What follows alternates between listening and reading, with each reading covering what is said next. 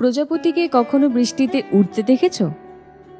দেখবে না, কারণ সে জানে বৃষ্টির ফোঁটাগুলো তার ডানা জোড়াকে ক্ষতিগ্রস্ত করবে। আমাদেরও অনেক সময় না প্রজাপতিদের মতনই ভাবা উচিত, বিশেষ করে যখন জীবনে ঝড় আসে সেই সময়গুলোতে। সেই সময় একটুখানি বিশ্রাম নেওয়া দরকার, কারণ মনে রাখতে হবে প্রতিটি ঝড়ের রাতের পর এক নতুন সূর্যোদয় হয়, আর সেই নতুন আশার আলোকে গায়ে মেখে আমরা আবারও উড়ব, আবারও ছোঁব আমাদের স্বপ্নের দিগন্তকে।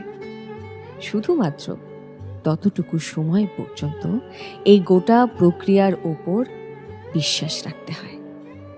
বিশ্বাস রাখতে হয় নিজের স্বপ্নের উপর, আর অনেকটা বিশ্বাস করতে হয় নিজেকে।